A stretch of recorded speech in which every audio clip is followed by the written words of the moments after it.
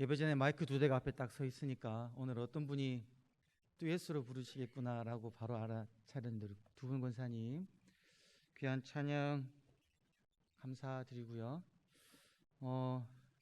오늘 어버이 주일인데 이 찬양에 있는 그 가사가 너의 삶에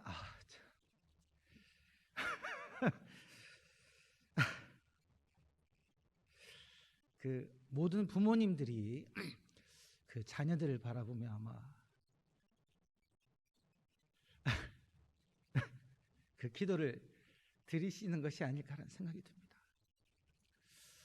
어버이 주일날 우리 부모님들이 그리고 이제 부모된 저희들이 자녀들을 바라보며 우리 권사님 눈물을 참고 찬양을 잘 부르셨는데 저는 왜 이렇게 감정을 조절할 수가 없는지 잘 모르겠습니다. 죄송합니다. 너의 삶의 참 주인, 너의 참 부모 되신 그분께 너의 삶을 맡긴다.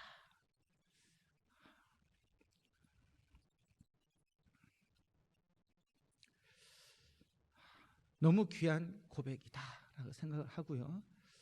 저희가 그렇게 기름을 받았고 또 우리 자녀들을 위하여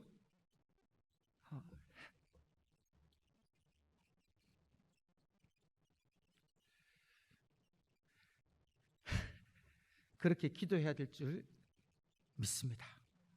네, 우리 자녀들을 주님께 맡길 때 우리 참 부모 되신 하나님께서 우리 자녀들을 믿음으로 잘 이끌어 주실 것입니다. 사실 제가 이제 나오는 타이밍을 좀 못 찾았는데 이유가 이제 이 찬양 뒷부분에 그가 널 구원하시리, 그가 널 이끄시리, 그가 널 사용하시리, 그가 널 인도하시리, 이 부분 생략하시고 이제 하셨죠. 왜냐하면 초점을 이제 그 앞부분에 두신 것 같아요. 나의 삶의 참 주인, 너의 참 부모 되신 주님께 이제 내 손을 너를 맡긴다라는 그 부분에 아주 이제 강조점이 있으면서 이제 그 뒷부분이 언제 나오냐 하다가 이제 나오지 못했는데요. 또 그 뒷부분에 가서 오늘 말씀의 제목과 참 말씀의 내용과 참 맞습니다. 하나님께서 우리들을 이제 구원하시고 우리들을 이끄시고 우리들을 사용하시고 우리들을 인도하시는 또 이제 그 하나님에 대해서 우리가 함께 말씀을 나누도록 하겠습니다. 오늘은 우리 청년부원들이 우리 교회 어른분들에게 장미꽃 한 송이씩을 이제 드렸고요. 보통 이제 이렇게 달아드리는데 이제 한 송이씩을 이제 마음 담아 드렸고 제가 대표로 달아라고 해서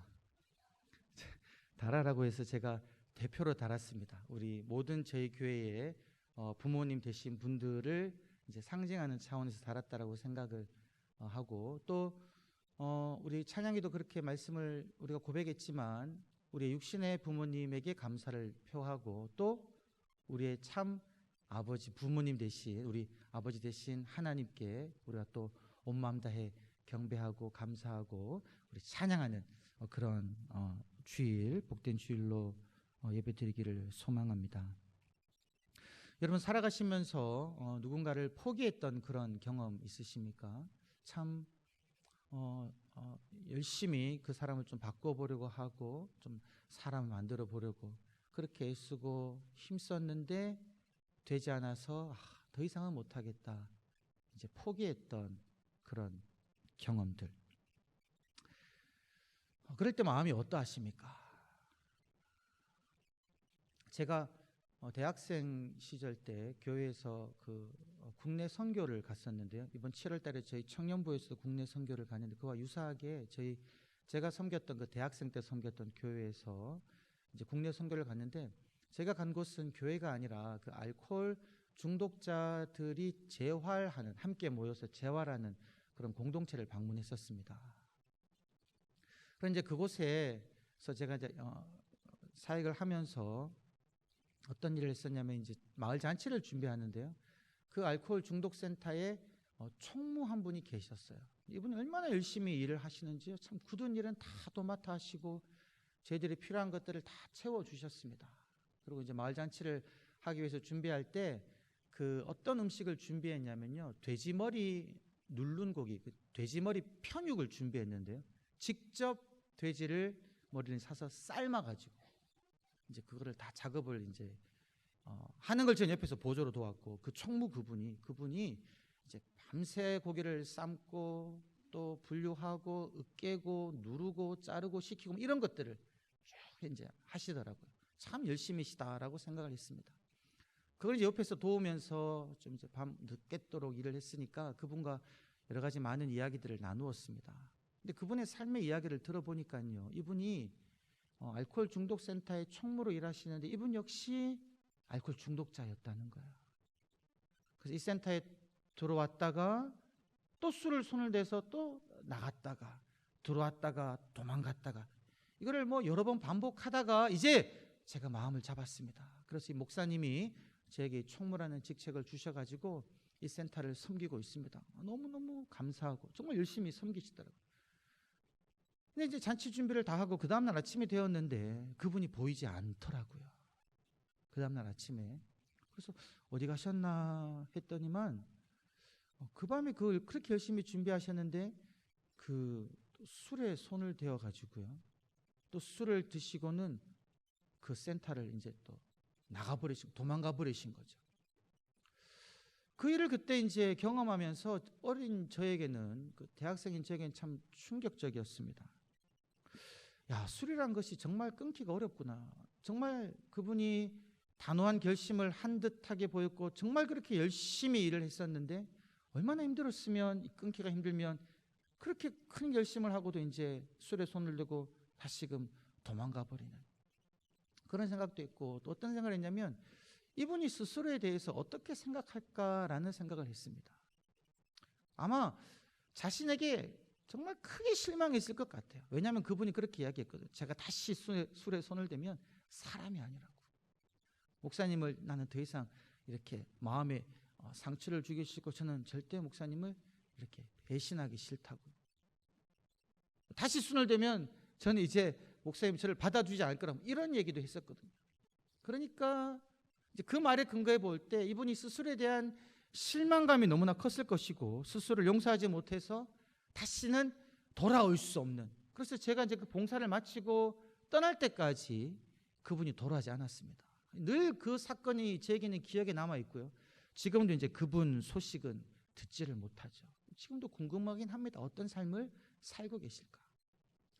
근데 여러분, 또 던지는 질문은 무엇이냐면 하나님은 그분을 어떻게 보실까라는 거죠. 하나님은 그분을 어떤 시선으로 바라보실까라는 질문을 던져본다는 겁니다. 여러분들께서는 하나님의 시선을 생각할 때에 하나님께서는 어떤 시선으로 여러분들을 바라보고 계시다라고 생각하십니까? 악명 높은 죄수들을 가두어 놓는 그 어떤 감옥소에서 도저히 갱생의 여지가 없는 그런 죄수들, 죄수들 중에도 여러 가지 어떤 그게 있잖아요. 네, 정말 악명 높은 죄수들, 그곳에서는 뭐 폭력과 심지어 살인까지도 빈번하게 일어날 수 있는 그런 사람들이 모여 있는 그 감옥의 교도관으로 일하는 사람, 뭐 일반화할 수는 없겠지만 아마 그 교도관들은 그렇게 생각할 수 있을 것 같아요. 이 사람들은 갱생의 여지가 없으니까 어떻게든 사고 치지 않도록 눈을 부릅뜨고 사고를 막고 사고가 일어나면 내가 힘으로 통제하는 그런 마음으로 이 교도관은 그 교도소의 죄수들을 보고 있겠죠. 잘못하지 아니하야 하나, 잘못하면 당장에 제어해버리는, 벌을 내리는 이런 교도관의 시선이 있는데요, 하나님께서 우리들을 바라보실 때에 그러한 시선으로 바라보실까? 그렇지 않다라는 거죠. 스바냐 3장 17절을 보게 되면 그렇게 이야기하고 있습니다. 너의 하나님 여호와가 너의 가운데 계시니 그는 구원을 베푸실 전능자이시라. 그가 너로 말미암아 기쁨을 이기지 못하시며 너를 잠잠히 사랑하시며 너로 말미암아 즐거이 부르며 기뻐하시리라 라고 스바냐 3장 17절은 하나님의 마음에 대해서 이야기하고 있습니다. 너로 말미암아 기쁨을 이기지 못하신다. 너를 잠잠히 사랑하신다. 하나님은 우리들을 사랑의 시선으로 바라보고 계시다라는 거죠. 우리가 이 시간 한번 찬양을 함께 부르기를 원하는데, 이 찬양 가사 속에 우리를 바라보시는 그 하나님의 시선이 어떠한지 너무나도 분명하게 담겨 있습니다. 여러 번 우리가 불렀던 찬양이기 때문에 가사만 보시고도 부르실 수 있을 것 같아요. 우리 주만 바라볼 줄 이 찬양을 함께 들으시면서 나를 바라보시는 하나님의 시선이 어떤 시선인지를 함께 묵상하면서 찬양 한번 하기를 원합니다. 우리 찬양대에서 좀 찬양을 크게 한번 불러주시면 좋겠습니다.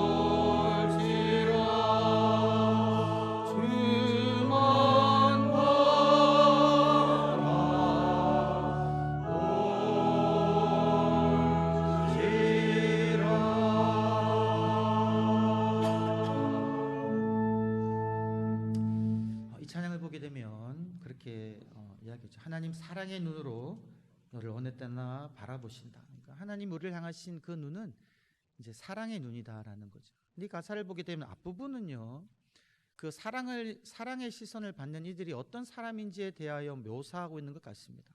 하나님의 사랑을 사모하고 하나님의 평안을 바라보고, 그리고 하나님께 찬양과 경배하는 자, 하나님의 선하심을 닮아가는 자, 이러한 사람들에게 하나님께서 사랑의 눈으로 바라보신다라고만 우리가 생각할 수 있는데요, 말씀을 보면 그렇지 않습니다. 우리가 하나님의 사랑을 바라보지 않고 하나님의 선하심을 닮아가지 못하는 순간에서라도, 하나님께 찬양과 경배를 드리지 못하는 그 순간에서라도, 우리가 죄악 중에 헤매고 있는 그 순간에서라도 하나님은 여전히 우리들을 사랑의 시선으로 보고 있다라는 거죠. 그것을 어떻게 알 수 있냐면 오늘 말씀을 보면 너무나도 분명하게 알 수가 있습니다. 여러분, 오늘 말씀을 보게 되면 사도행전 9장 1절부터는요 누가 등장하냐면 사울이 등장합니다. 이 사울은 어떠한 사람이었습니까? 예수 믿는 사람을 핍박하는 사람이었죠.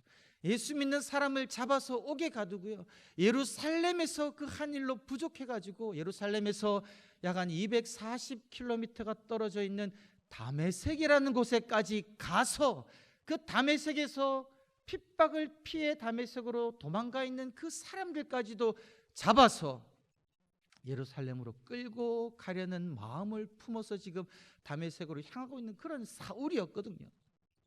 여러분, 이 사울을 하나님께서는, 우리 주님께서는 사랑하셨겠습니까? 사랑할 만한 자격이 있습니까? 하나님의 아들인 예수 그리스도, 우리를 위하여 십자가를 지신 예수님을 믿는 사람들을 핍박하는 사람이었는데요, 그런데 여러분 어떠합니까? 예수님은 이 사울을요 찾아가셨습니다. 다메섹 도상에 있는 그 사울을 예수님은요 만나셨다는 거죠. 그러면서 이렇게 이야기합니다. 사울아 사울아, 네가 어찌하여 나를 핍박하느냐. 여러분, 이 말씀을 볼 때 우리들은 예수님의 마음을 어쩌면 오해할 수 있습니다. 아하, 예수님 믿는 사람을 핍박하고 있으니 지금 예수님이 사울을 질책하시는구나, 내 이놈이라고, 무엇이라고 꾸짖으시는구나 라고 생각할 수 있는데, 이 사울의 고백이 담겨져 있는 또 다른 본문인 사도행전 26장을 보면요, 아그리빠 왕 앞에서 사울이 자신의 경험을 이야기할 때 어떤 구절이 등장하냐면 그렇게 이야기합니다. 내가 주님을 만났는데 사울아 사울아, 네가 어찌하여 나를 핍박하느냐. 가시채를 뒷발질하기가 내게 고생이구나. 이 말을 사울이 이야기하거든요. 여러분, 가시채라 하면 이제 가축을 몰 때 사용하는 끝이 뾰족한 막대기라고 이야기하는데, 그 막대기를 뒷발로 차면요 누가 아픕니까? 그 막대기를 차는 사람이 아프지 않습니까? 지금 예수님이 사도 바울을 그 사울을, 당시 사울을 볼 때요 그런 마음이었다는 겁니다. 네가 나를 믿는 사람을 잡아 가두려고 그렇게 애쓰는데 이것이 네게 너무 고생이다라는 거죠. 안타까워하는 마음으로 지금 우리 주님은 사울을 보고 계셨고요. 그리고 이어지는 말씀을 보게 되면 예수님께서 무엇이라고 아나니아에게 이야기하냐면 그는 내가 택한 나의 그릇이다라고 이야기합니다. 그러니까 예수님 마음에는요 당신을 믿는 사람을 핍박하는 사울이었지만 그 사울조차도 어떻게 하시려고 하셨다는 겁니까? 그가 돌이키고 하나님의 일을 하는 하나님의 사람 되기를 우리 주님은 원하셨다라는 겁니다. 잘못된 생각으로 잘못된 길을 걷고 있는 그 사람을 우리 주님은요 돌이키기를 원하셨다는 거죠. 모든 사람이 구원받으며 진리 되신 예수 그리스도를 알기를 원하시는 그 하나님의 사랑의 마음으로, 사랑의 시선으로 사울을 바라보며 그에게 나타나셨다라는 겁니다. 여러분, 이것이 우리를 향하시는 하나님의 시선이다라는 겁니다. 내가 하나님의 사랑을 사모하며 평안을 바라보며 하나님을 찬양하며 경배하며 하나님의 선하심을 닮아가는, 너무나 하나님이 기뻐하는 삶을 살아가고 있는 그 순간일 때만이 아니라 우리가 죄의 유혹에 넘어져 하나님을 멀리하며 하나님을 떠나 살아가고 있는 그 순간에서도 우리 주님은, 우리 하나님은 우리를 애절하게 바라보시면서 우리가 주님께로 돌아오기만을 기다리시는 그러한 사랑의 시선으로 우리를 바라보시는 하나님이시다라는 겁니다. 여러분, 이러한 것을 생각할 때 우리가 얼마나 기쁘고 감사한지 모르겠습니다. 제가 서두에 소개드렸던 그 일을 다시 한번 생각해 보면요, 여러분, 우리가요 예수 믿고 난 다음에 주님 말씀대로 살아야겠습니다라고 결단하고 난 다음에 그럼에도 불구하고 내가 정말 열심히 주께 봉사하고 그렇게 신앙생활 했는데 죄의 유혹에 넘어지는 그 순간, 여러분, 그런 일을 우리가 경험할 때는요, 우리 스스로도 우리 자신을 사랑하기가 너무나 어렵죠. 마치 하나님의 낯을 피해서 동산 그늘에 숨었던 아담과 하와처럼, 그리고 그 자리를 내려놓고 도망갔던 그분처럼요, 우리들은 우리 스스로를 감당하기가 어려울 때가 있습니다.